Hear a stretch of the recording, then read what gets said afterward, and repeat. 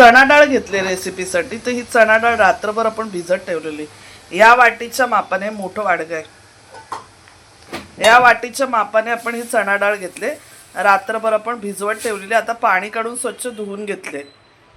आता काय करणार, टाक. आपण याच्यात पाणी टाकतोय. तर पाणी आपण 1 ग्लास टाकलेलं आहे. थोडं मीठ टाकतोय, अर्धा टीस्पून टाकलं मीठ. आणि आता आपण तेल टाकतोय 2 चमचे. 2 टीस्पून आपण तेल टाकले. गॅस ऑन करूया, डाळ शिजवून घेऊया. चण्याची डाळ घेते. आपण वाफून घेतले चण्याची डाळ. गुळ किती घेतो आपण, गुळ चिरून घेतला बारीक. आपण एक मोठी वाटी डाळ घेतलेली, तर त्याच वाटीच्या मापाने अर्धी वाटी आपण गूळ घेतलाय. 1 टीस्पून आपण जायफळ आणि इलायची पावडर घेतली.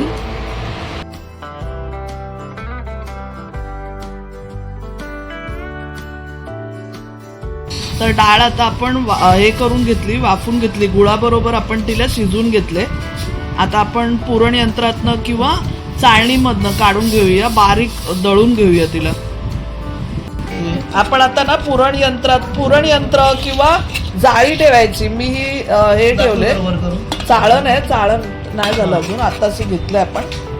चाळणीत करणार आहे.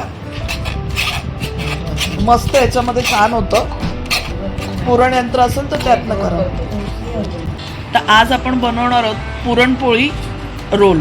तर त्यासाठी आपण इथे पहिले ना सारण बनवणार आहोत. तर त्यासाठी आपण इथे पिस्ता बारीक कापून घेतलाय आणि काजू बारीक कापून घेतलाय. तर आपण आता सुरुवात करूया.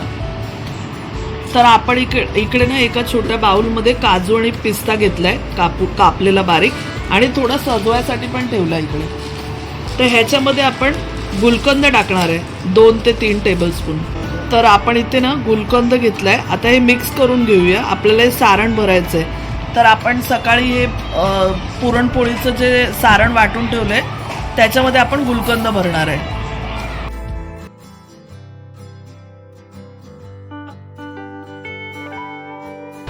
तर आपण 3 टेबलस्पून गुलकंद घेतला आणि काजू आणि पिस्ताची जे आपण हे बनवलेली बारीक पूड त्याच्यामध्ये मिक्स करून घेतला आणि त्याचे बारीक बारीक गोळे करून घेतले लंब आकाराचे, जे आपण स्टफ करणार आहोत.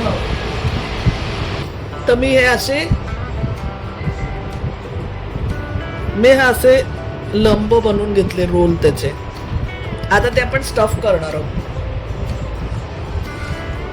तर हे आपण ना पुरणपोळीचं जे सारण बनवलं ते घेतलं, त्याच्यामध्ये असं स्टफ केलं.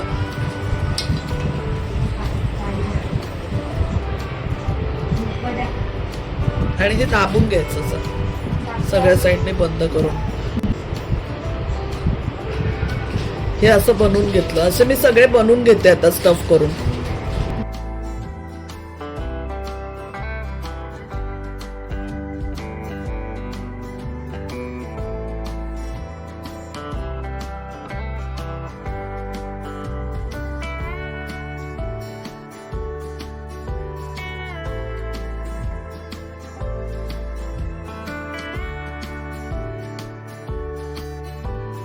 ही आपण मैद्याच्या पिठाची स्लरी बनवली.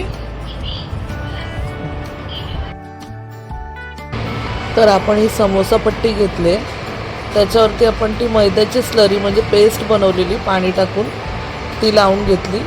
आणि आता जो आपण स्टफिंग जो केलेलं आहे, भरून ठेवलेले आहेत रोल, ते इथे ठेवणार आहोत आणि रोल करून घ्यायचे.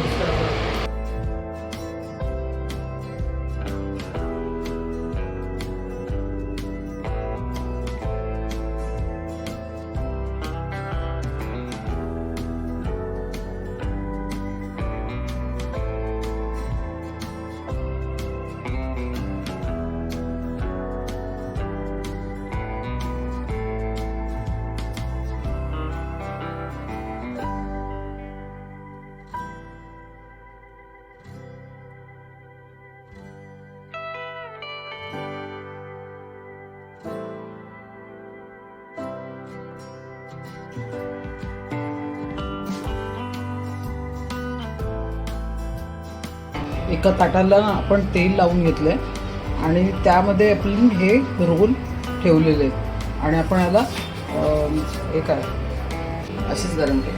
कढईमध्ये तुम्ही मीठ पण घालू शकता, नाहीतर नुसतीच ठेवू शकता. जर चांगले असेल जाड बुडाची कढई तर तुम्ही त्या कढईमध्ये एक डिश उपडी घाला किंवा स्टँड ठेवा. त्यावर आपण हे ताट ठेवणार आहोत. ठीक आहे. त्यावरतून आपण घी हे करतोय, ब्रश करतोय. तर ब्रश तर नाही आहे, तर स्पूनने आपण स्प्रेड करून घेणार आहोत जरासं, कारण आपण रोल बेक करणार आहोत. तर कढई आपण 15-20 मिनिटासाठी पहिले प्रीहीट केली, गरम करून घेतली. आणि आपण त्यावर कुठलं एखादं झाकण, घरातलं ताट वगैरे असतं ना ते ठेवायचं, किंवा हँडलवाली झाकण येतं कढईवर ठेवायचं, ते सुद्धा चालेल. ते नसेल तर ताट आपण ठेवू शकतो. ठीक आहे. तर आता किती मिनिटं बेक केकला जसं आपण ठेवतो ना तसंच 15-20 मिनिटं आपण बघूया. ठीक आहे. तर 15-20 मिनिटं बेक करायला ठेवलंय. आता भेटू आपण. तर आपले हे रोल झालेले आहेत. 15-20 मिनिटांनी आपण चेक केलं, रोल झालेले आहेत. वरून पट्टीशी जरा टाईम लागत नाही, तर बेक झालेले आहेत ते. आणि छान असे कुरकुरीत क्रिस्पी असे आपले हे रोल तयार झालेले आहेत. तर या होळीला तुम्हीसुद्धा ही रेसिपी नक्की बनवून बघा. आणि जर रेसिपी आवडली असेल तर चॅनलला लाईक करा, शेअर करा आणि कमेंट करायला विसरू नका. धन्यवाद.